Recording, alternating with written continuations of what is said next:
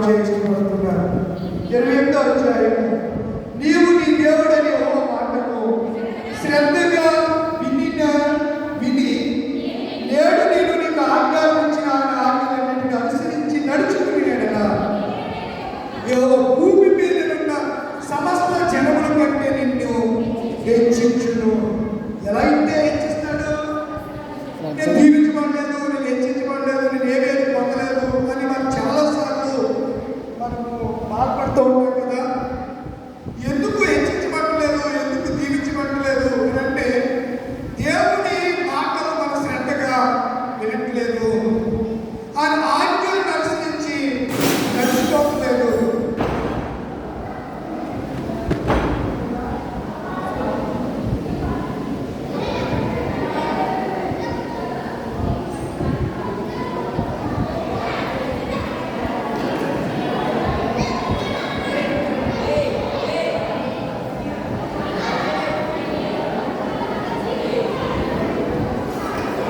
ఆ కిటికీ తలుపులకి లాక్స్ పెట్టడం లేదా గ్లాసులు పగిలిపోతాయి.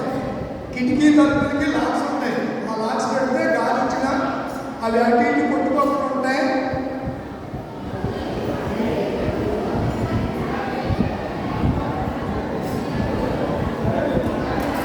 ఏమన్నా తగిలిందా ఏమన్నా?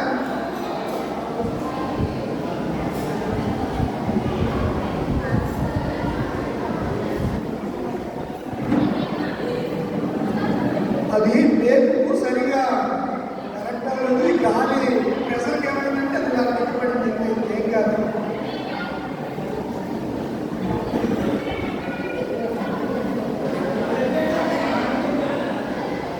ప్లీజ్ సైలెంట్ త్వరగా.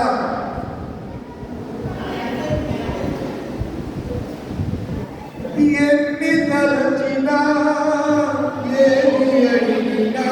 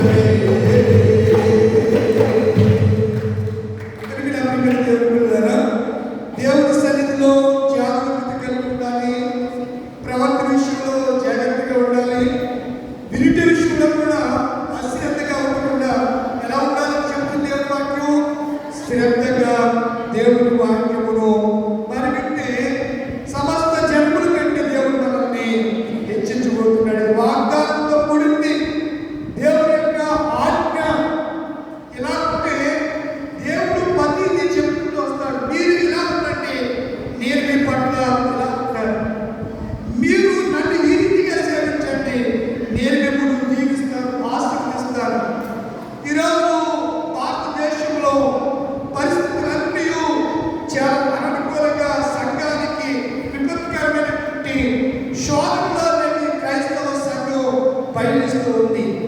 క్రైస్తవ సంఘానికి ఇది గడ్డు కాలం వినాలి. మొదటి శతాబ్ద కాలంలో ఆదిమ క్రైస్తవ సంఘములో ఉన్నటువంటి సంఘ చరిత్రను మనం జ్ఞాపకం చేసుకుంటే మొదటి శతాబ్ద కాలంలో యేసు ప్రభు వారికి నిజమైనటువంటి శిష్యులుగా ఉన్నటువంటి శిష్యులు ఎదుర్కొన్నటువంటి ఆ విపత్కరమైనటువంటి పరిస్థితిని నేటి దినాన నిజ క్రైస్తవులు అనుభవిస్తున్నారు, ఎదుర్కొంటున్నారు.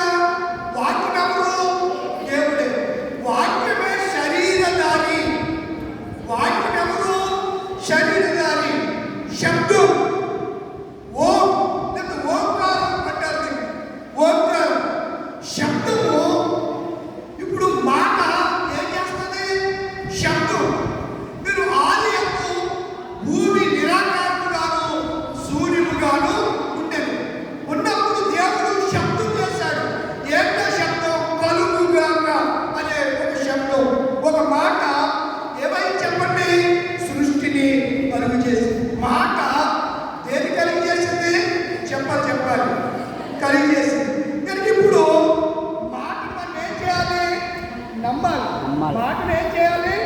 నమ్మాలి. మీరు దానికి ఇంకా పూర్తి ఎవిడెన్స్ ఇస్తాను చూడండి. హెబ్రీయులకు రాసిన పత్రిక 11వ అధ్యాయం. అపోస్తలుడైన పౌలు హెబ్రీయులకు రాసినటువంటి పత్రిక 11వ అధ్యాయం 1వ వచనంలో ఆయన చెప్పినటువంటి అద్భుతమైనటువంటి మాట. పిలుస్తారు ఆచార్య అన్నారాయన్ని. గొప్ప వేదాంతులను అభ్యసించాడు ఆచార్య పౌలు గారు. సౌలుగా ఉన్నప్పుడు ధర్మశాస్త్రాన్ని నేర్చుకున్నాడు. పౌలుగా ఉన్నప్పుడు దేవుని వాక్యాన్ని బోధించాడు. అర్థమవుతుందా? సౌలుగా ఉన్నప్పుడు ఏం నేర్చుకున్నాడు? ఎవరి దగ్గర? గమనియాల దగ్గర. ఎన్ని సంవత్సరాలు? 3.5 సంవత్సరాలు. ఎవరి దగ్గర నేర్చుకున్నాడు? గమనియాల దగ్గర. తెలుగులో పెట్టు. తర్వాత ఇంటికి వెళ్ళండి చెప్పుకుంటారేమో చదువుకోండి. చదివి రిఫరెన్స్ చేసి చెప్పడానికి అవకాశం లేదు. ఈ మగ్గును చూసి నాకు కొంచెం కంగారుగా ఉంది. ఇంటి దగ్గర 700 సార్లు దాన్ని పట్టుబడి చేసి నార్మల్ ఇంటి దగ్గర అవ్వలేదు. దేవుడు కార్యం చేస్తాడు. దాన్ని కొంచెం మనిషిగా ఉంటుంది కదా, ఫియర్, భయం. దేవుడు కార్యం చేస్తాడు. దాన్ని నమ్ముకున్న వాళ్ళకి ఆర్థిక నష్టం కలగదని అనుకుంటున్నాను. నా విశ్వాసం మంచిదే. ఎక్కువ విశ్వాసం అంటారు నిరీక్షింపబడు అని నిజస్వరూపంలో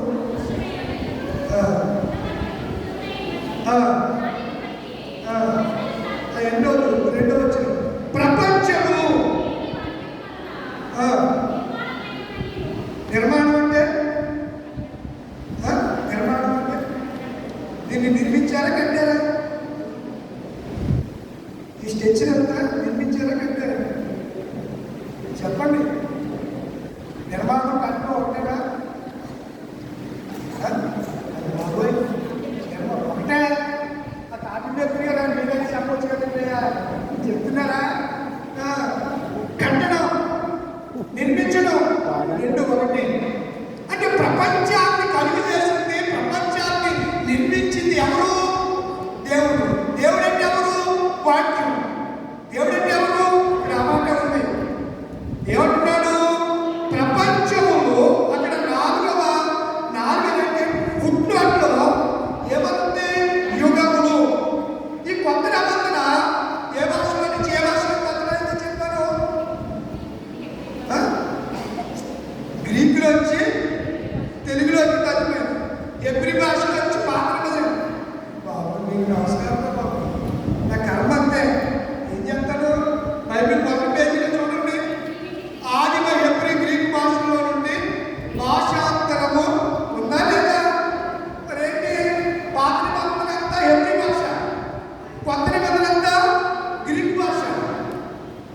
పాత నిబంధన మోషే ప్రవక్త ఉన్నప్పుడు ప్రపంచంలో ఏ భాష ఉంది? ఎవ్రీ భాష ఉంది. తర్వాత అలెగ్జాండర్ ప్రపంచాన్ని జయించిన తర్వాత ఏ భాష అమలు చేసింది? గ్రీక్ చక్రవర్తి అయినటువంటి అలెగ్జాండర్ రాజైనటువంటి అలెగ్జాండర్ ప్రపంచ చక్రవర్తి అయినటువంటి అలెగ్జాండర్ ప్రపంచాన్ని జయించిన తర్వాత ప్రపంచమంతా గ్రీకు భాష ప్రాచుర్యంలో ఉంది. కనుక యేసు ప్రభువు పుట్టేసరికి ఈ భాష అమలు కొత్త నిబంధనలందరూ కూడా గ్రీకులో నుంచి తెలుగులోనికి తర్జుమా చేయడం అనేది జరిగింది. మంచిది. ఈ ఒకసారి మీకు ఎందుకంటే ఎక్కువ అవసరం. కనుక ప్రియమైన దేవుని పిల్లలారా, ఈ మనం చూసినటువంటి వాక్యంలో యుగములు,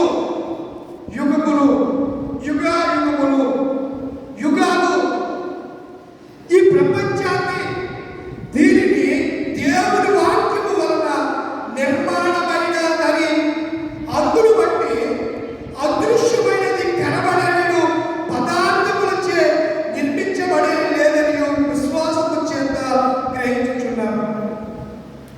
అదృశ్యమైనది దేంతో నిర్మాణం చేయలేదు? పదార్థము. సిమెంట్ ఒక పదార్థం, ఇటుక ఒక పదార్థం. ఇవి మన కంటికి కనిపిస్తూ ఉంటాయి. దేవుడు సృష్టించినటువంటి సృష్టి అంతా ఎలా కనిపిస్తుంది? మన సృష్టికి మన కళ్ళకు కనిపిస్తుంది. కానీ సృష్టించినటువంటి సార్వభౌముడు సృష్టికర్తని దేవుడు మాత్రము మరో వనోనేత్రానికి కనిపించడం. ఆయన అదృశ్యుడిగా ఉంటాడు.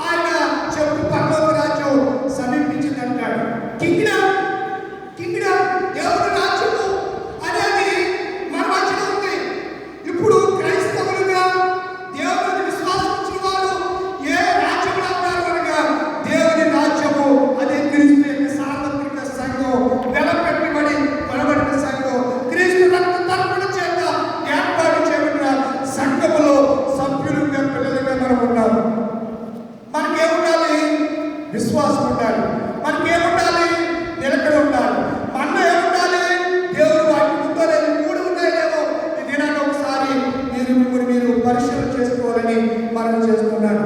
కనుక శబ్దం దేన్నైనా కలిగే సామర్థ్యం దానికి ఉన్నది, ఆ దేవుడి వాటికి ఉంది. చాలాసార్లు ఈ మాట మనము జ్ఞాపకం చేసుకున్నాం. యేసు ప్రభు వారు ప్రేషితుడైన యోహాను రాసినటువంటి ఈ యొక్క సువార్తలో మొదటి అధ్యాయ ప్రారంభంలోనే చాలా చక్కని వివరణ మనం చూస్తూ ఉంటాము. అదే మనగా ఆది ఒక వాక్యం ఉండేది, వాక్యము, వాక్యమే గాడ్, వాక్యమే ఏమైనాడు, దేవుడై ఉన్నాడు. ఇప్పుడు చూడండి 14 వచనానికి వస్తే ఆ వాక్యము, ఏ వాక్యము? ఆ వాక్యము దేవుడైన వాక్యము, దేవుడైనటువంటి వాక్యము.